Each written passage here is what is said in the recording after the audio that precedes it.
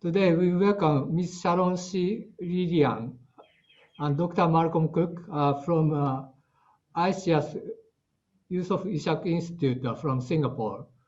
ISEAS is one of the prominent think tanks located in Singapore, mainly focusing on ASEAN affairs. Today, we're going to listen to them on their survey on the state of Southeast Asia 2021. Actually, ICS is conducting an annual review to capture the views and the perspective of opinion makers and policy makers and leaders in the region on the various issues happening in ASEAN. So now, today we first listen to Ms. Sharon Seah on the survey, and then we're going to listen to Dr. Malcolm Cook. So, Ms. Seah, could you start your presentation? Certainly. Thank you, Mr. Watanabe-san, for inviting us. And thank you to Riti for giving us this opportunity to share results of our survey. I am now sharing my screen. Can you see the screen on your desktops? Yes.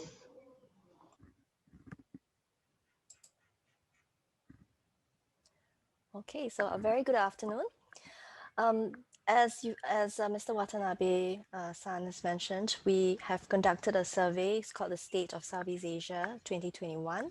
This is actually the third edition. We started doing this survey in 2019. So a few words about our survey methods. We received 1,032 respondents. The criteria for this survey is actually nationality. You must be a citizen of Southeast Asia, and you have to possess sufficient knowledge of regional affairs and of ASEAN. We looked across 5 age groups ranging from 21 to 60 years old and above. And we also broke down into 5 affiliation groups: academia, business and finance, civil society, NGOs and media, government, as well as regional and international organizations. And for the first time this year, we offered the survey in 2 other languages, Vietnamese and Bahasa Indonesia. I mentioned earlier also, the timing of the survey was taken over a period of 6 weeks after the US presidential elections, but this survey closed before the Myanmar coup took place. So I will start with a regional outlook for Southeast Asia. 2 questions we usually ask every year: what are the top 3 challenges facing Southeast Asia? So as you can see here, the top challenge to many Southeast Asians is the threat to health from COVID-19. 76% point to this as a top challenge, followed by unemployment and economic recession at 63%, and also concerns about growing social economic gaps and income disparity. Now, in this year, our traditional security challenges such as domestic political stability, terrorism, and increased military tensions dropped dramatically due to the preoccupations with COVID. Especially for domestic political instability was the top security concern in 2020. It dropped to 5th place this year. Then the second question that we normally ask there are concerns about ASEAN. So top 3 concerns about ASEAN. In the first concern, it's really about ASEAN being slow and ineffective and unable to cope or to respond to major challenges. The second one, at 69.1%, is the concern that ASEAN risks becoming an arena of major power competition. And the third one has to do with the inability to overcome the pandemic challenges. But what's really interesting is the country breakdown. So in the first concern, where they see ASEAN as being slow and ineffective, it's more pronounced in Thailand, Myanmar, Singapore, Indonesia, Cambodia, and Brunei. And in the second concern, the most concerned ones were Brunei, Cambodia, and Vietnam, whereas Thailand, Malaysia, and Laos were least concerned about ASEAN becoming an arena of competition. In the third one, about inability to overcome pandemic, Indonesia, Laos, and Myanmar were the most concerned. I will now cover the section on COVID-19. Because COVID-19 was such an interrupter last year, we focused about 5 questions on COVID-19. So in this section, I will go very quickly. We asked respondents about their assessment of their own government's response to COVID-19. So as you can see from the data, majority of them approve of their government's handling, with Vietnam, Brunei, and Singapore enjoying the strongest approval ratings. Philippines and Indonesia were most disapproving of their own governments. And with Thailand, they were equally split between approve and neutral and disapprove, most likely because they were very preoccupied with their own domestic pro-democracy demonstrations last year. When we ask why do you approve of your government's response, the majority of them point to their government's effective implementation of public health measures. And the second is that they feel that their governments have provided financial relief and support for affected citizens and businesses. When we ask what should your government do to better address, 49% say that they want better financial relief and subsidies to citizens impacted economically by COVID. And the other 42.6% feel that their politicians and public servants should observe public health measures instead of flouting them, with respondents from Malaysia most critical of their own politicians, most likely because we have seen from media reports of Malaysian leaders flouting these rules. Some additional points to make here is that Brunei and Singapore stand out in their support to encourage more scientists and doctors to contribute to public policy discussions. Now, on which ASEAN country has provided the best leadership? As you can see here, Singapore came up as the leader. So 32.7% actually picked Singapore, with another 31.1% choosing Vietnam as the second leader in running. This will be of interest to Japan. The highest ratings were for China. So China came in at 44.2%, but Japan came in at second place at 18.2%. So China is seen as having provided the most help, followed by Japan and then the EU. You may be interested to know that Myanmar respondents picked Japan as their top choice, followed by China. Whereas Vietnam is equally balanced between the US and Japan. And for Vietnam, China came in at third place. And for the EU, the most positive perceptions of COVID assistance came from Indonesia, Cambodia, and the Philippines. In this section, I will cover certain issues of concern to ASEAN. So the US-China trade war has actually created a very heightened sense of uncertainty in Southeast Asia. So the top concern here is about the threat of decoupling that will divide Southeast Asia into 2 blocks led by China and the US. And the second concern is that US and China will ask countries to choose sides, even though it's not in their national interest to do so. But maybe due to the pandemic restrictions, about 40.4% actually say the trade war is good for the region due to the relocation of supply chains and investments. This is a top response for Vietnam because potentially Vietnam is the biggest beneficiary of relocation of manufacturing bases from China. When we asked how they think that the US-China trade war will evolve 1 year from now, majority think that the intensity will ease, but US-China relations will still continue to be rocky. The second more popular response is from 17% saying that the US will tone down its aggressive stance, possibly due to the change of leadership. But very few harbor hope that there will be a return to status quo. The second concern that has preoccupied Southeast Asia over the last few years is actually the South China Sea situation. So the top concern is about China's militarization and assertive actions in the South China Sea.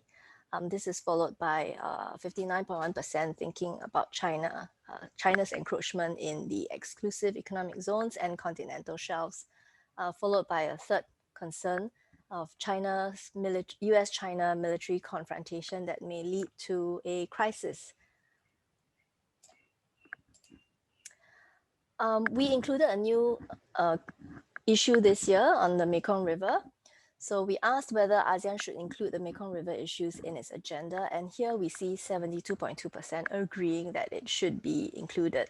And this is most pronounced, not surprisingly, in Vietnam, Thailand, and Cambodia. But of note, there are some respondents from maritime Southeast Asian states like Singapore, Malaysia, and the Philippines that exhibit a great interest in Mekong River issues, more so than those from Laos and Myanmar.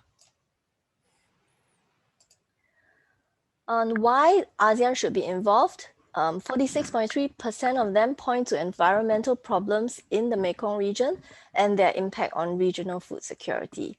And another 32.9% say that it should be considered a geopolitical space where ASEAN should play a more active role. And for those who think that ASEAN should avoid being involved in the Mekong, they say that it should be addressed through existing sub-regional mechanisms.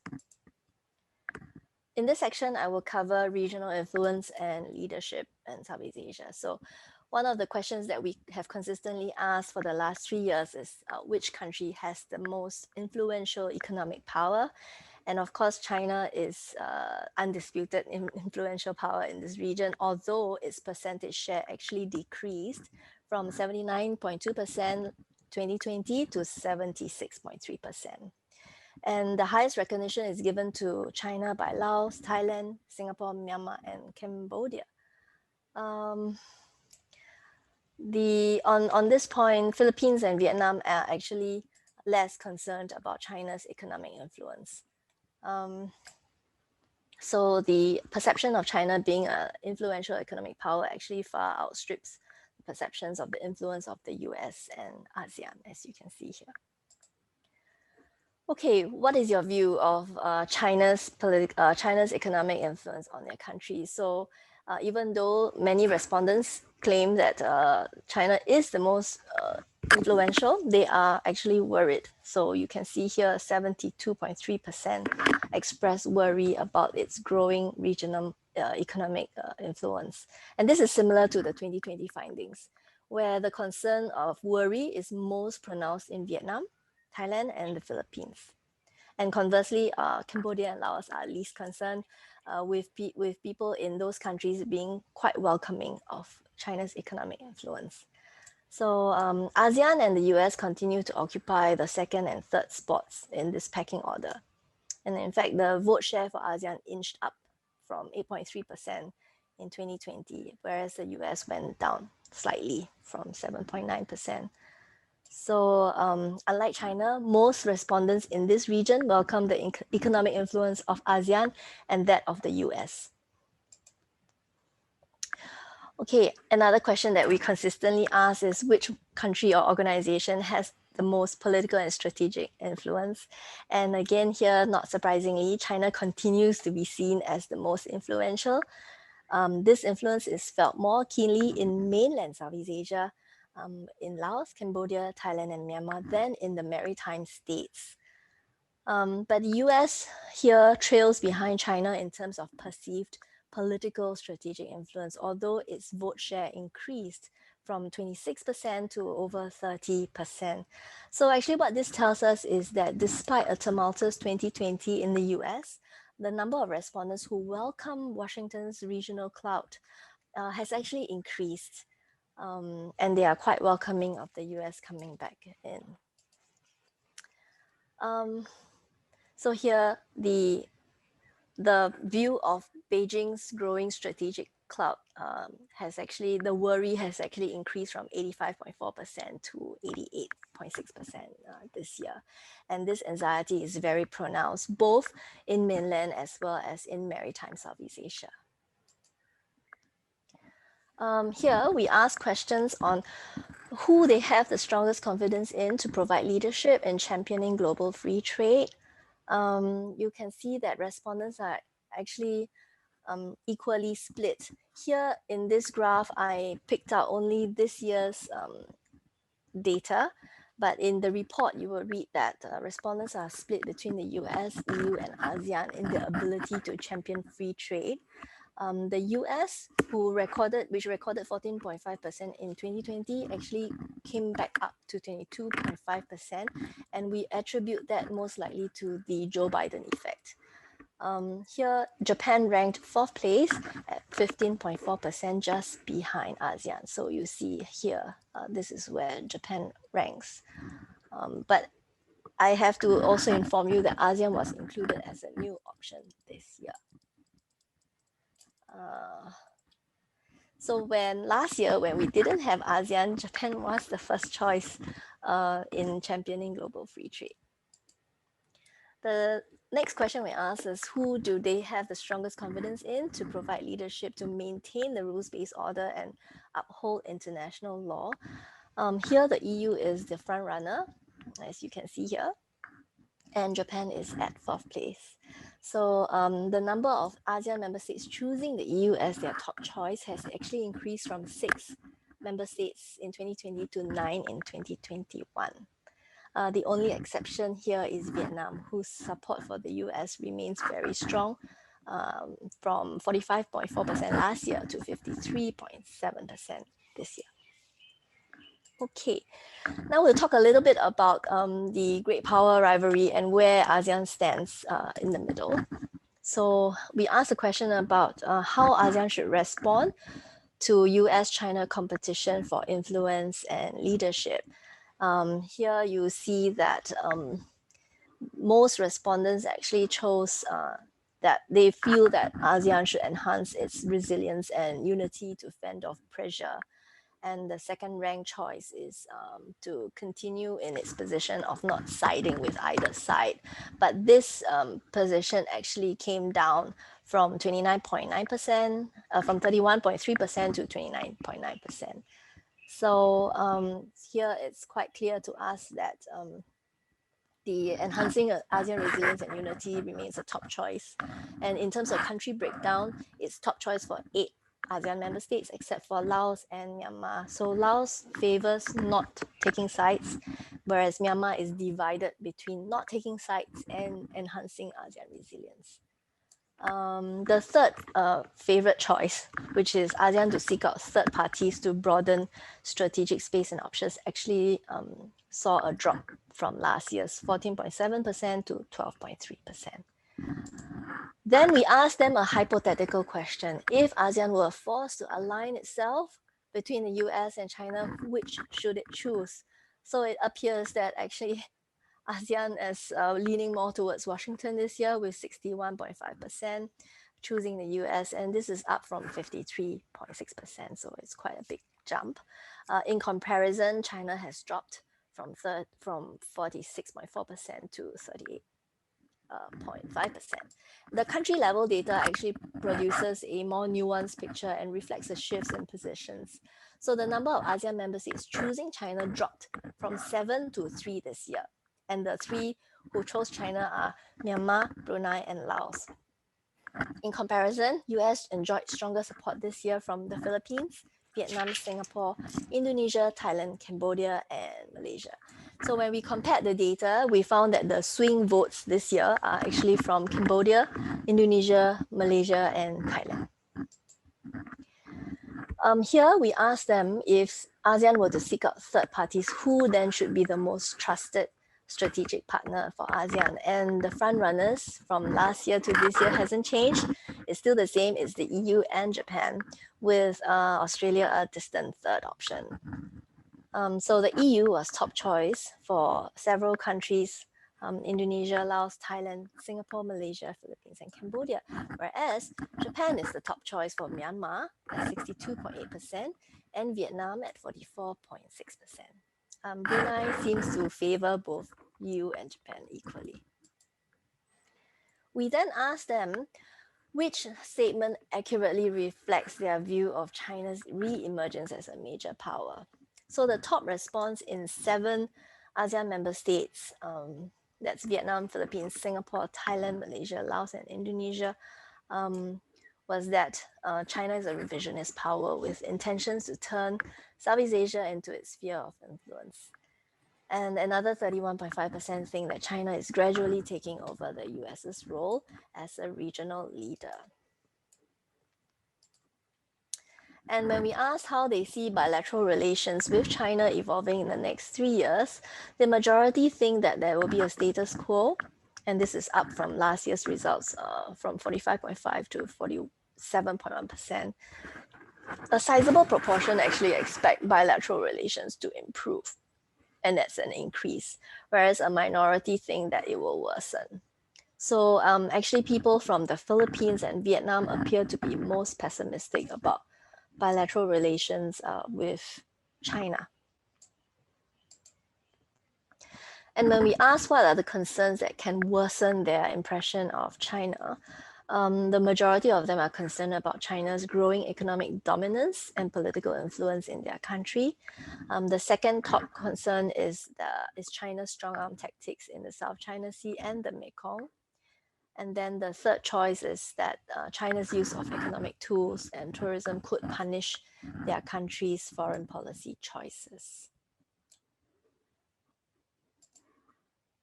On concerns that can improve their impressions of China, about 68% say that China should respect their country's sovereignty and not constrain them.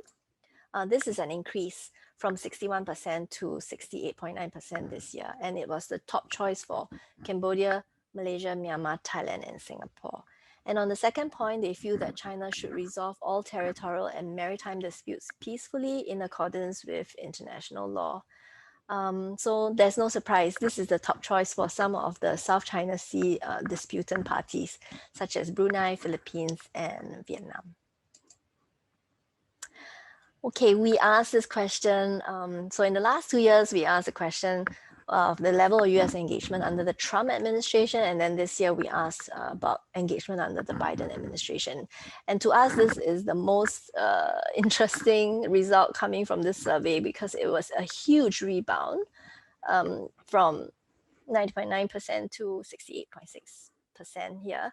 So the expectations are high that the Biden administration will elevate US engagement. And that sense of optimism is actually felt more in Brunei, Thailand, and Singapore. And also conversely, when you look at the Vietnam numbers, the fear that US engagement will decrease is actually more pronounced in Vietnam. Okay, we also asked if US is unreliable, who would be the most preferred strategic partner? And Japan actually emerged tops as the most preferred at 36.9%, and it's an increase from 31.7% last year. Japan is the top choice for Vietnam, Philippines, Myanmar, Laos, Singapore, Cambodia, and Thailand. EU actually came in as a distant second choice, whereas China ranked as a third choice. Okay. We inserted a question on the RCEP, the Regional Comprehensive Economic Partnership, and we solicited what views there were on trade and investment. So 63.2% expressed optimism that RCEP will help trade and investment in their country, with about 27.2% expressing uncertainty. So Singaporeans are most enthusiastic about RCEP and followed by Cambodia, whereas the Philippines are not so sure about the RCEP's effects on their own economy. We normally conduct a perceptions of trust benchmarking survey every year. So I'm just going to move very quickly through this because I want to leave time for Dr. Cook to come in. So Japan, with your soft power and commitment to the region, you remain the most trusted major power, and your share has actually increased from 65.9% back in 2019 to 67.1%. The second position is the EU, and then in the third position we have the US. And so not only the US increase, it actually increased drastically. So Japan actually, your soft power has run, it actually runs deep and strong, even though Tokyo last year hasn't managed to bring COVID-19 pandemic under control, you had subsequent waves, but still you were seen as a responsible power that respects and champions international law, and also you're one that can be looked to as a trusted strategic power, as we saw in the previous slides. So your share trust increased from 65.9% to 67.1% this year. 65.9 was in 2019. In second position is the EU, and of course the third position is in the US. So why are you seen so positively? It's because we think, our analysis is that Prime Minister Suga's first overseas trip he made was to Southeast Asia, to Vietnam and Indonesia, and it showcases Tokyo's commitment to remain engaged and invested in this region. Your highest trust ratings come from Cambodia, Philippines, and Myanmar. And the largest swing in perceptions towards Japan actually came from Cambodia and Laos. So here, if I look to the distrust levels, conversely also Cambodia's distrust level towards Japan decreased from 23% in 2020 to 3.8%, while the trust level increased from 69.3% to 84.6%. And similarly, Laos's negative view towards Japan decreased from 26% to 15%, and the positivism increased from 39% to 60%. So here, when we ask why Japan had this much trust, 51.6% say that Japan is a responsible stakeholder that respects and champions international law. Another 23.6% say that Japan has vast economic resources and the political will to provide global leadership. So previously I had mentioned that the level of distrust has actually dropped for Japan. Okay, so you have the lowest distrust ratings from 17% to 16.5%. Yes, so the reasons why they may distrust you, about those people who say that they distrust, they say that because Japan doesn't have capacity for global leadership, or that Japan is distracted with your internal affairs and in your relationship with your Northeast Asian neighbors. So these are the two persistent concerns of the region towards Japan's leadership, because these also feature most prominently in the 2020 survey. In this section, the most interesting finding to us is actually, while everyone has dropped in its distrust findings, China conversely has increased in its distrust findings. So from 51.5% in 2019, they actually increased to 63%. It is the only major power to have increase in distrust. And the biggest decrease, of course, as you can see here, is the US. So from 50.6% in 2019 to now 31.3%. So to us, the reservoir of goodwill is actually very high for the US in this region. And I will now pass over this time to my colleague, Dr. Malcolm Cook. Thank you, Seah. So now we're going to listen to Dr. Malcolm Cook. Thanks again to Rieti for inviting us to give this YouTube video, and to the ASEAN Study Center at ISEAS for inviting me along. As an Australian, I could not take the survey, but as somebody who studied in Japan a long time ago at Kokusai Daigaku in Niigata-ken, I have some Japan links.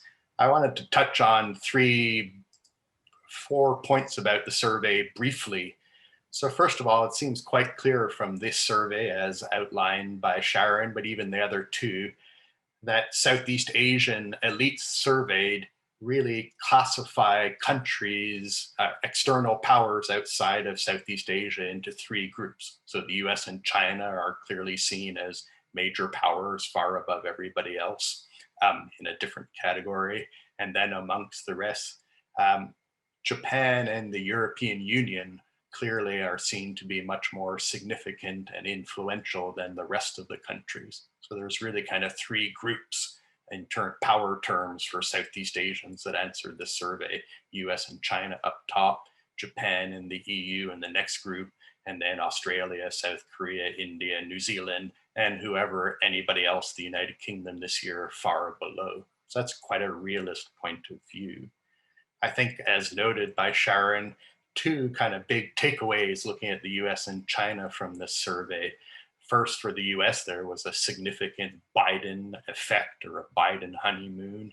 Clearly, respondents did not like the Trump administration in general's approach to Southeast Asia and have great hopes, because that's all they can be at the moment, that the Biden administration may return to a more normal US position. That could be a different read than in Japan, Taiwan, and India on the change from a Trump administration to a Biden administration. And then the other result, which is quite interesting, was there was quite a bit of discussion last year, and including this year, whether China's very public mask and medical equipment diplomacy in Southeast Asia and broader would see a significant uptick in views on China, and particularly as the results of our survey show that China's contributions on COVID-19 to Southeast Asia were ranked higher than anybody else's by quite a margin. But on the more general questions about views of China and trust of China, those went the other way. So China doesn't seem so far to have had a COVID-19 diplomacy benefit in Southeast Asia. Interesting if the vaccine distribution that's starting to roll out now might change that. I was looking at this and remembering when I lived in Niigataken and ate koshi hikabi rice. So if I was sitting in Japan looking at these results, the first one was, if you look at the general trust and confidence in countries. So I feel like Japan is the most trusted of them all on the list.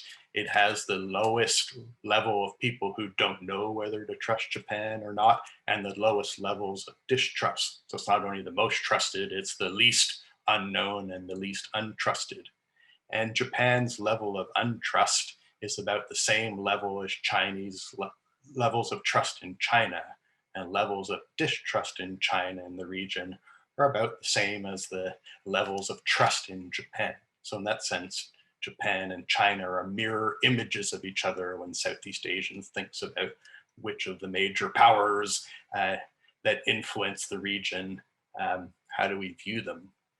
But I think reading these results more closely, and their illustrative results, I have a worry that if I was in Japan would be even larger, that these results may show, and the 2019 and 2020 as well, that many Southeast Asians already accept that China is the hegemonic power in Southeast Asia, and they are reacting and responding to that view. So again, if you look at the results on which is the most powerful economic country in the region, all 10 countries in Southeast Asia clearly saw China as by far the paramount economic power.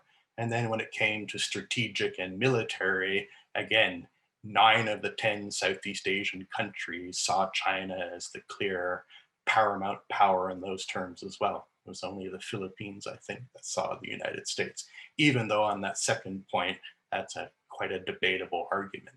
So the kind of view of China as the most powerful and paramount country seems to be extremely well established and widespread. Tied into that, feeding into this kind of hegemonic mind frame is when it comes to, do you trust China and think it will do the right thing?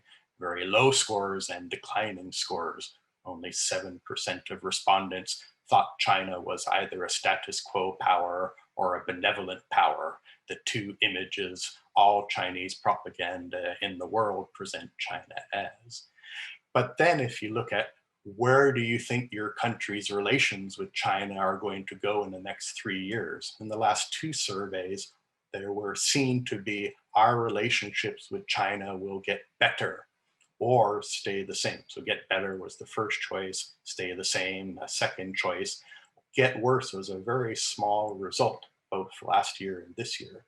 So China's the dominant power. We don't trust them, but we expect our relationships to get better. That seems to be pretty much a mind frame of how do you deal with a hegemon, or what the foreign minister of the Philippines said, the dragon in your living room. And I think you can see a lot of Southeast Asian government policies towards China is how not to annoy China, even if what we think China is doing is detrimental to us. So in a hegemonic sense, I think these results show that China is well feared, if not loved in the region, and there's strong support for Southeast Asian countries responding to that in ways that will support closer relations with China, which might not necessarily be a good outlook for other countries, particularly those that are pushing back against those Chinese behaviors in the South China Sea and elsewhere, like Japan, Australia, where I live, and others. Then going on to the kind of Japanese soft power questions and looking through all of them was kind of interesting. So as Sharon noted, there seems to be two very strong bases for this that are consistent with other polling, like the Lowy Institute polling in Australia and the Pew Center polling globally out of the United States. And it is that the Japanese government has a well-embedded view of being a responsible actor, more responsible than seemingly anybody else, but also that Japanese societal factors play a very strong role as well. But if you look across a lot of the questions, Japan was chosen more favorably across a number of questions by respondents from Myanmar. The coup may have changed that. We'll see that next year. Vietnam and the Philippines. I think for Vietnam and the Philippines, it's largely a reaction to their existential concerns with China. Myanmar, it's a different case. But if you look at the results on a lot of questions, certainly the response from Brunei and even from Indonesia, Thailand, and Malaysia, kind of traditional areas of Japanese engagement and foreign direct investment, a lot of them Japan didn't score as well as the average for the whole region as well. So if you look at where, as I say, the major Japanese equities are in Southeast Asia, certainly Thailand, lesser so Malaysia and Indonesia, the Japanese soft power in a number of questions doesn't seem to be as strong as it is in Vietnam, Philippines, and Myanmar. And then since Rieti is affiliated with the Ministry of Economy, Trade, and Industry, I thought I would leave off some views, even though I'm not a business person, with what this indicative survey might mean for Japanese commercial interests in the region. So I think there's three key points here. One, as with the 2020 survey and the 2019 survey, there's strong support in Southeast Asia for maintaining an open and free trading system and continued regional economic integration, despite those views changing elsewhere, particularly in the United States under Trump, and strong support for regional trade agreements, as the RCEP number showed this year, and even the CPTPP numbers as well.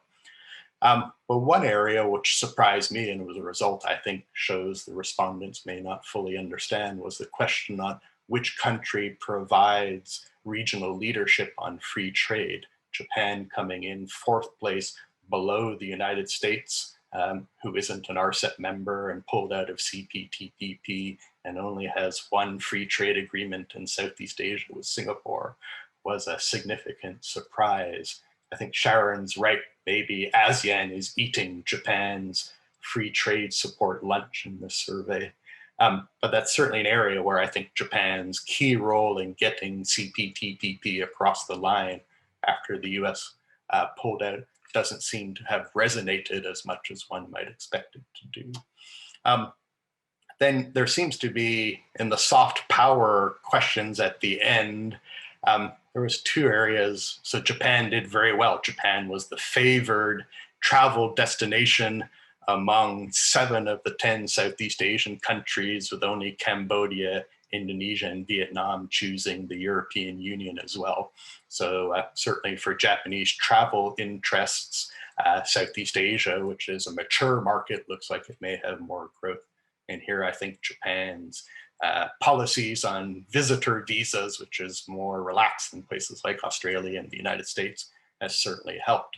And on education, if you take out the countries where English is the mother tongue and the language of education, so the United Kingdom, the US, Australia, and New Zealand, Japan and the European Union do very well. So if you take out the kind of English language world, Japan and the EU, particularly Japan, is the favored destination where to send your children for education, well above South Korea, China, and even above India, even though India, of course, is English speaking.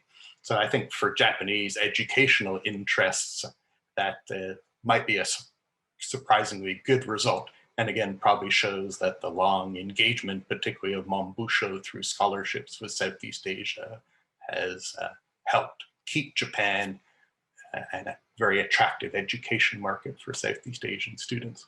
I'll leave it there for question periods. Thanks a lot.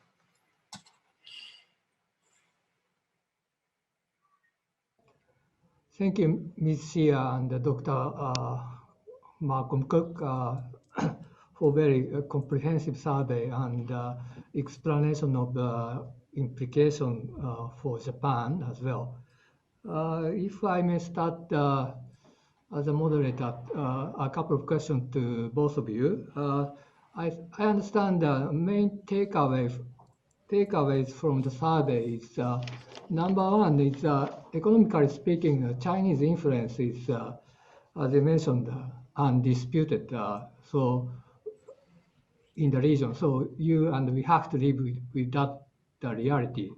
That is number one. And the second is even though the political and the strategic perspective, of course, China's influence is very strong in the region, but you also expect U.S. engagement in the region, especially after the renewal of the administration in Washington. That is, I think, that is a number two implication. And number three, I was a bit surprised to see the expectation for the resilience and the unity of the ASEAN as an institute has been increasing. Of course, ASEAN is a very important institution, but in the past, the trust for the institution sometimes increase and sometimes decrease. But recently, the expectation for the ASEAN as an institution has been increasing. It's a bit sort of eye-opening result to me. And overall, I think caught in the middle between the US and China, ASEAN and this region has to live with some sort of balancing and sometimes hedging against superpowers and hedging with some outside strategic partners. That's a kind of a general picture of the survey, and it's very comprehensive and insightful survey. And if I may ask the question to each of you, as a strategic and preferred partner, Japan is ranked very high. And if you could elaborate what kind of area and the sectors Japan and ASEAN can collaborate and deepen the partnership in this difficult global situation. That's my question. Yeah, so a very good question to start us off with. I think if you look at areas where China is a very large player and a growing player strategically and geoeconomically, and other powers outside of China and Japan are not. So the United States doesn't play much there, India, even though the results for the ISEAS survey show that Southeast Asians don't put very much stock in India as a major power yet, Australia and others, and even South Korea. It's without a doubt infrastructure. So if you look at what are the key economic goals and in many ways political legitimacy goals of a lot of Southeast Asian states, probably outside of Singapore and Brunei, infrastructure is a key area. And without a doubt, traditionally Japan was by far the largest foreign provider of concessional financing and financing in general for infrastructure.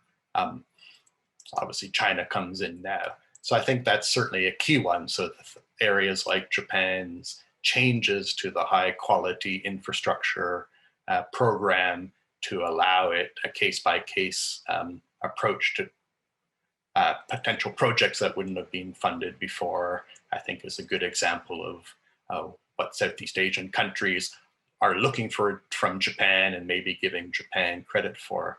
I also think the Asian development banks kind of increase profile and focus as well.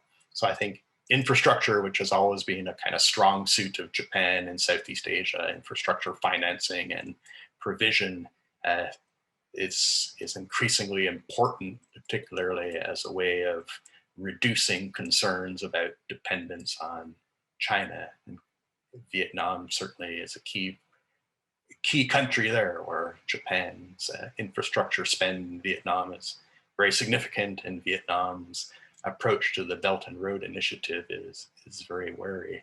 So I think infrastructure as well. And within ASEAN, if you look, so certainly the United States' engagement with ASEAN, particularly at the senior level, even before Donald Trump, was episodic, whereas the Japanese Prime Minister has gone to every ASEAN meeting he's been invited to since he was invited. And Japan also is in the ASEAN +3 mechanism along with Japan and South Korea. And certainly even in the COVID-19 responses, some Southeast Asian countries wanted it to go through the ASEAN +3 channel within ASEAN rather than the ASEAN +1 channels where China may dominate. So I think Japan, both on infrastructure and by being an Asian power that's consistently committed to the region and ASEAN, are two areas of comparative Japanese strength that are well received. Sharon may add. Yes. So I definitely agree with you, Malcolm, about the infrastructure, because if you look back through the years in the 80s, 70s and 80s, Japan was huge in providing all kinds of infrastructure support to the countries in this region. And then at the turn of the century, that's when we started getting the BRI projects coming into Southeast Asia. So there's definitely this shift in perception, and certainly that's one of the strengths of Japan in this region. I mean, in almost every Southeast Asian country, if there were a major flyover or a bridge, it usually is accompanied, like in Thailand, you have the Thai-Japan Friendship Bridge, the Japan-Lao Friendship Bridge, and that certainly is a sign. It's a marker that tells us Japan was here and has provided support for the people. The second one I wanted to make a point was that in ASEAN's recovery plan from the pandemic, Japan has actually made quite a large pledge to set up a kind of a CDC type of center for ASEAN and to develop these capacities in testing and diagnostics. And these sorts of capacity building measures and in terms of also research and development for ASEAN is extremely important, because the way that we see it, this is not going to be the first or the last pandemic to hit the world.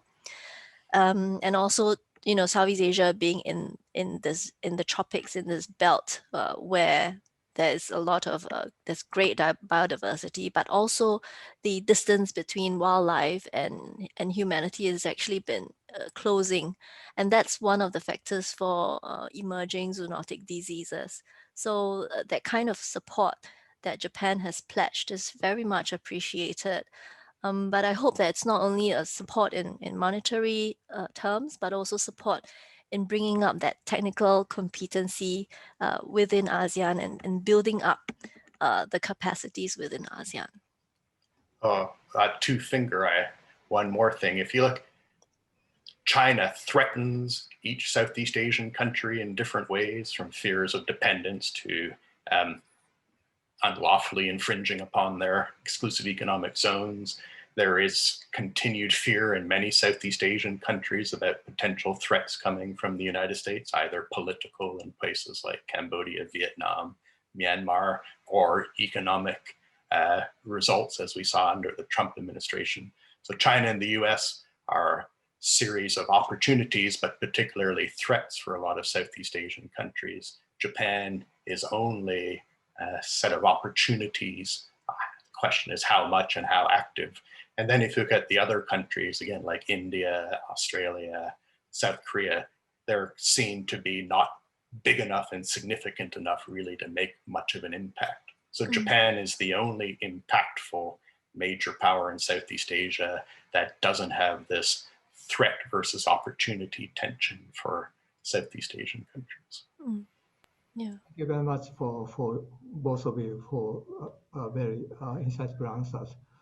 So how about Sabri-san? Thank you very much, Ms. C and Dr. Cook. It's really interesting and exciting presentation.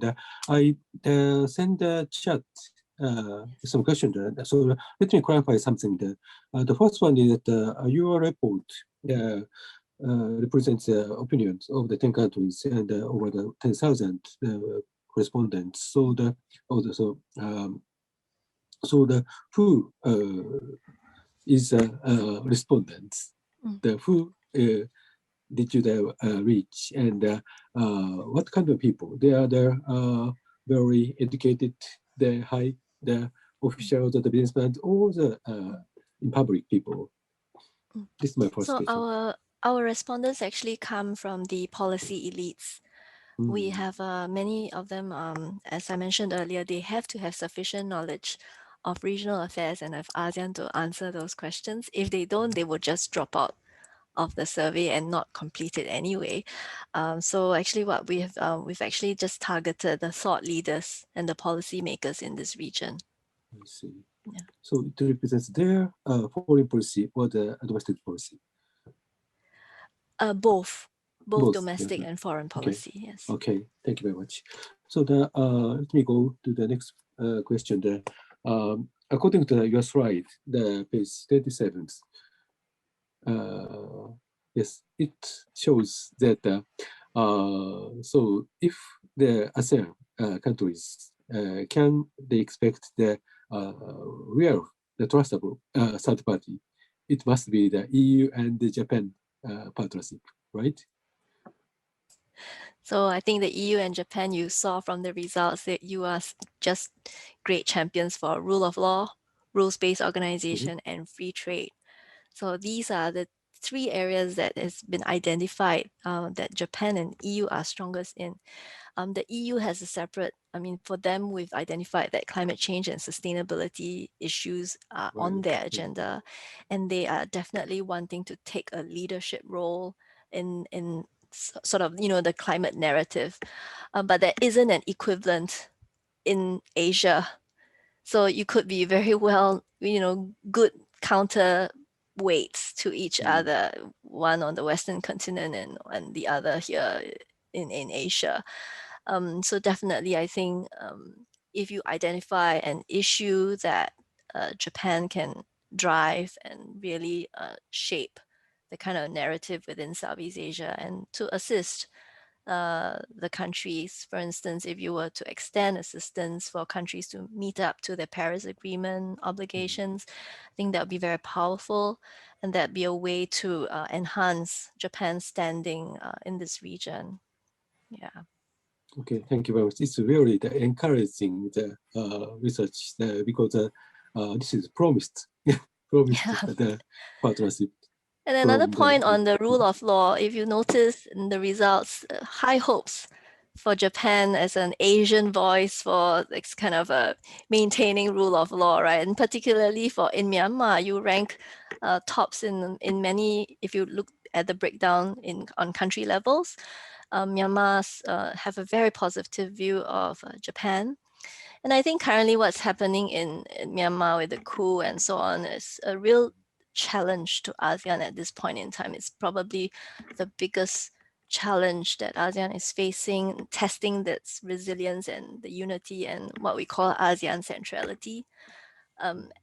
Since probably Vietnam's invasion of Cambodia, so I think at this point, if a constructive dialogue partner could emerge and on the horizon to just move this issue forward, but still putting ASEAN on the front lines to deal with Myanmar, I think that would be a progress for Myanmar.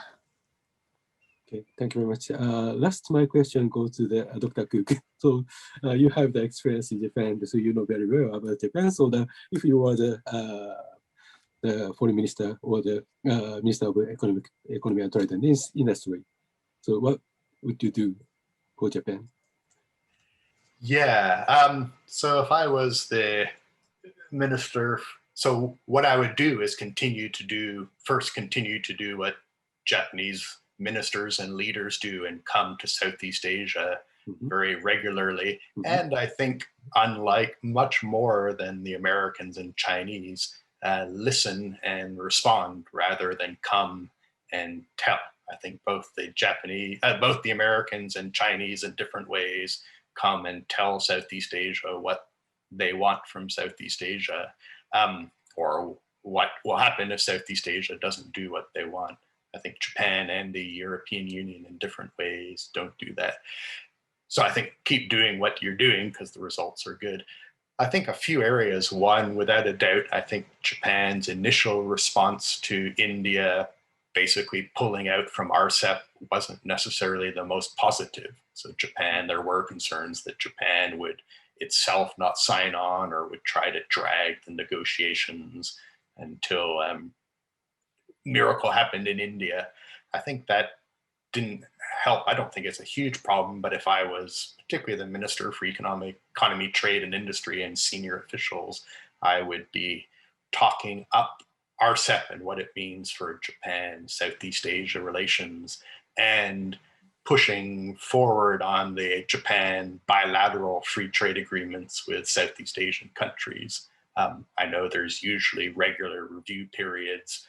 I would try to make the next review a significant one. And again, as I think Japan is under both the second Abe administration and probably under the Suga starting to step up again Japan's official development assistance. But from the 2000s, starting with Koizumi and then for a while after, it trailed off quite a bit at the same time that Chinese lending, often perceived to the ODA, was kind of growing. So promoting more, not necessarily spending much more, but focusing much more, maybe with a bit more money on how Japan is still the most important official development assistance provider in the region. For the Japanese Minister of Foreign Affairs, Motegi-san, who has a background in trade, if I remember correctly. And yeah, exactly. I'm not sure if you ever worked with METI. I think a couple things. One, along with the Minister for Defense, I think there is appetite in Southeast Asia for more Japanese naval visits to Southeast Asia, including the higher end equipment like the helicopter carriers and the Soryus submarines. So I think Japan is starting to be a more proactive contributor to peace, and the Maritime Self-Defense Force is becoming more active in the region. I would continue that. And I think even if that comes into criticism from the Global Times in China, that actually benefits Japan in the region. So I think often in ministries of foreign affairs, there's hesitancy about any criticism of actions, particularly from major powers. But I think in Southeast Asia, even if it's not said, criticism from China on what Japan is doing with Southeast Asian countries benefits Japan. And then finally, which might be a bit difficult, if I was the United States in Southeast Asia, I would promote what I'm doing in Southeast Asia in collaboration with Japan. If I was in Guy Musho, I would do the opposite. I would focus particularly on what Japan itself is doing or Japan in the EU, and not so much on what Japan and the United States is. So I know there's often pressure in Washington to be seen to be doing things together in Southeast Asia. I think that benefits the United States and the region. I don't think it benefits Japan. Thank you very much for your frank opinion. Thank you. On Myanmar, as Ms. Seah said it's remarkable that the ASEAN came front. And I have a very brief question to either of you. In your survey, that as a distrusted partner, China is #1, but India is equally ranked very high as a distrusted partner. What do you think is the main reason for that? You want me to go first, Sharon, again? Yeah, I think just on the Myanmar point, though, if an ASEAN ministerial meeting includes a minister from the Myanmar junta, that will be very difficult for countries, particularly Australia and the United States, to send a minister to sit at the same table. It might even be difficult for Japan. And certainly if, which is most likely, the junta is still in power when it comes to the East Asia Summit, I don't think there's any way President Biden would want to be sitting at the same table in Bandar Seri Begawan, Brunei, as the head of the Tatmadaw. So I do think it is a very significant problem that might even affect how Japan approaches its long commitment to sending ministers and leaders to ASEAN forums. On why India is ranked so lowly. So we often joke which embassies and high commissions will like our survey and which one won't. So the Indians have never liked it. The Japanese usually do. The Americans sure like it more. I think why, it's because I don't think Southeast Asian countries see India in the same category of partner with the region as even Australia, New Zealand, and South Korea. So I said there was kind of three groups: US and China, really big opportunity and threat; Japan and the EU, significant, not threatening; and then smaller countries, even though India obviously is a neighbor, land and maritime neighbor of Southeast Asia. Is what, the third largest economy by purchasing power parity terms. Yes. I just don't think people have India in their mind in the same category. And then clearly India's approach to the RCEP negotiations was a significant detriment to India's image, particularly among those who were surveyed, people who watched these things closely and may have been involved. So India, I don't think, is taken seriously in the same categories as those.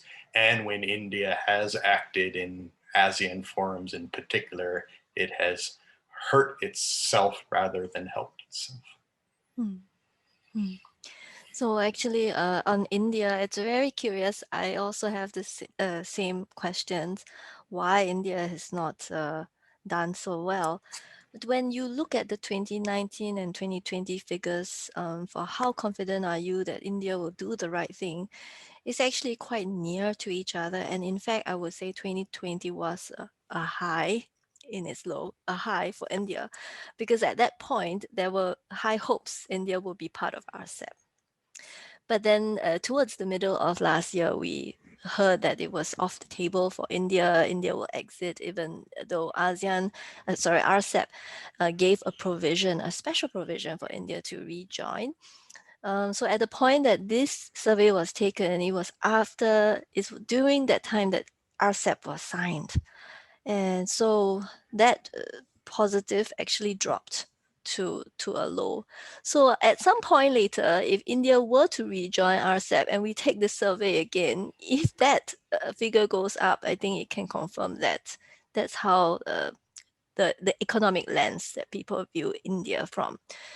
The second is Myanmar. It's very interesting when you look at Myanmar.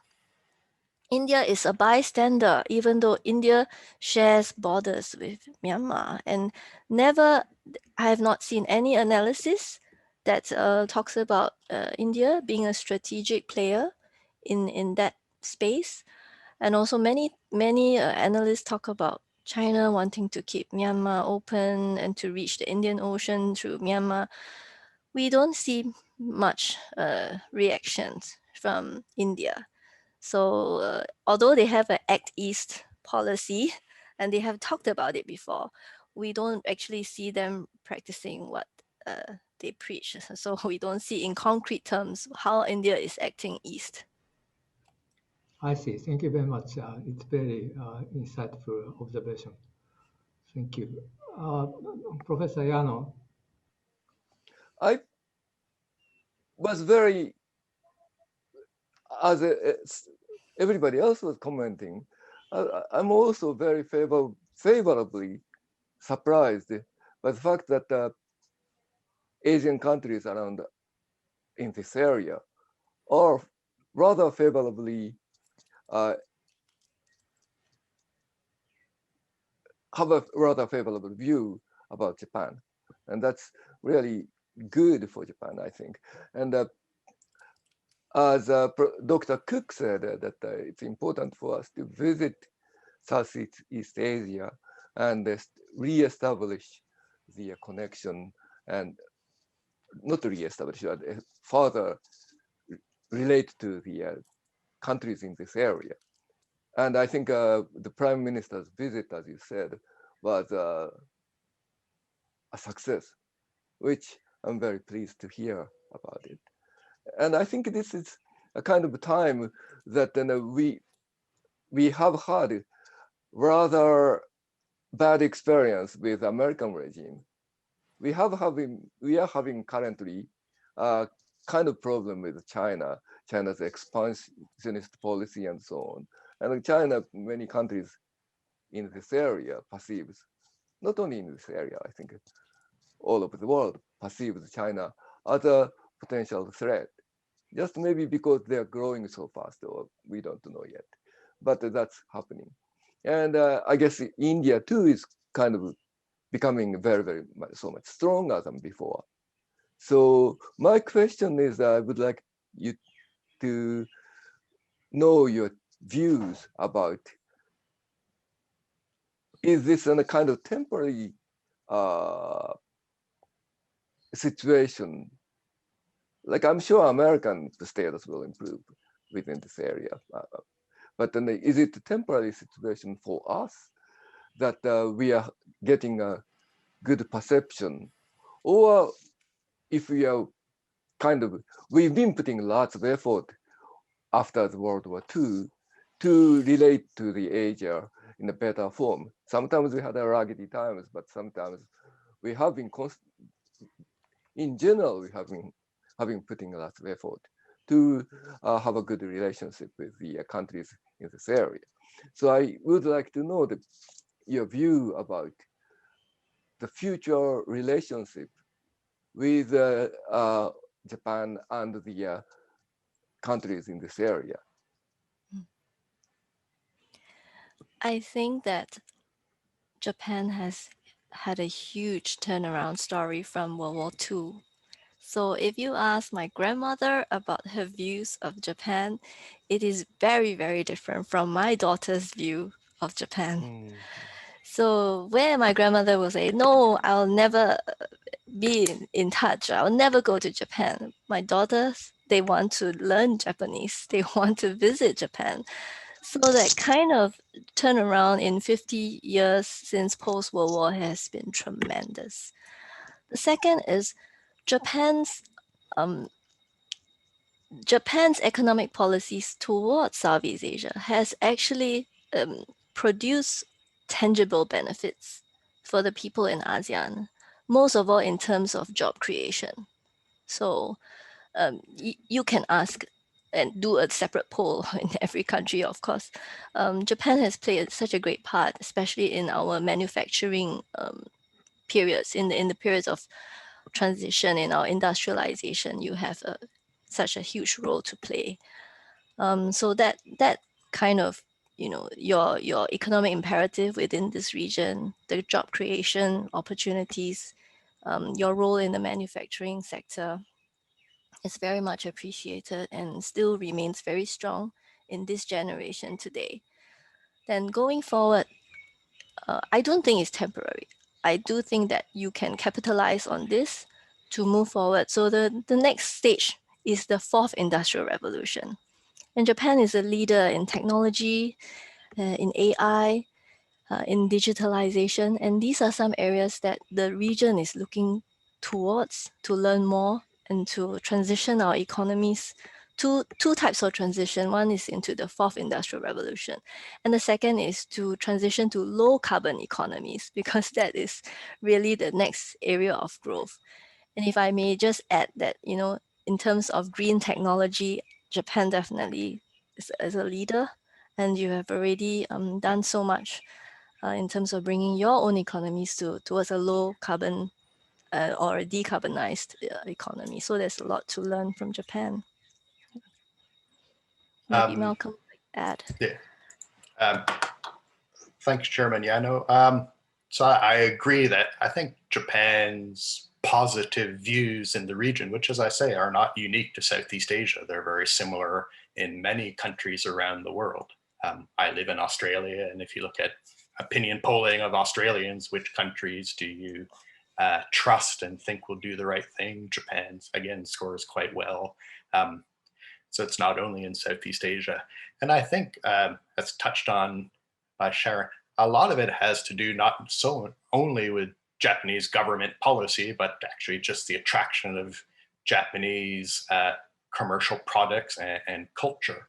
So if you look at the spread of Japanese food throughout Southeast Asia, it's very significant. And the fact that Japanese firms facing a mature market in Japan, a mature and in many ways declining market over the last 20 years, have moved out much more aggressively across a whole range of areas, particularly in food, beverages, and retail, I think really shapes a lot, particularly people of the age of Sharon's daughter, where Japanese products and food are very well sought after. And going back to the survey, I think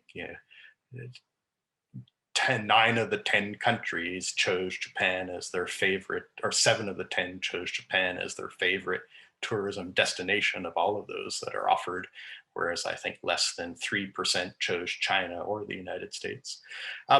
Second, I do think when there's worries about the United States and Southeast Asia, that helps Japan in some senses. Oh, we can't rely as much on the United States. Who else can we rely on? And when there are growing fears about China, that also helps. Who can we look to balance against China or to reduce China's?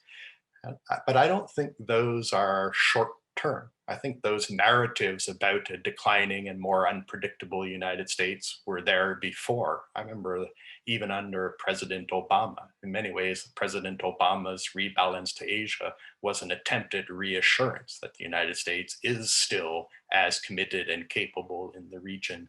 And by the end of Obama's second term, particularly in Southeast Asia and in Singapore, I think many people were not reassured. And then the Trump administration came in and worried us more. So I think those worries about the United States staying power and commitment to Asia, particularly Southeast Asia, are very well entrenched and won't be that variable. And the fears about China as a current or future hegemon, I think, are deeply rooted in every Southeast Asian country. So where I think Japan has a problem, and our survey shows it up. So when they asked people, what do you people who saw China as a responsible leader, I think 80% said they saw that because of China's economic and strategic power. So basically, what can you bring to the table? And then when they asked those questions about Japan, that was much lower. So as Japan's demographic situation continues as it is, and Japan's economy doesn't grow as much or may even start to shrink along with the population, I think people might start to see Japan not as less committed, but less able power. And then they might start to look elsewhere if they think Japan is falling down that power hierarchy I mentioned at the beginning. And there's very little that Japan can really do to turn around the demographic situation that, of course, South Korea, China, Taiwan, and Singapore face as well. So my worry for Japan going forward in terms of its influence and view in Southeast Asia is if in some point Japan is seen to be no longer a first or second rate power, but a second or third rate power. That wouldn't be good. Thanks. Thank you very much. Yeah, I think you make a lot of sense, both of you. Thank you very much, Ms. Seah and Dr. Cook, for very wonderful presentation and briefing on the survey, and it was very insightful and useful. Thank you again for joining us. We very much appreciate contribution from both of you. Thank you. Thank you. Thank you very much for the interesting talk. It was a lot to learn from you guys. Thank you. Thank you.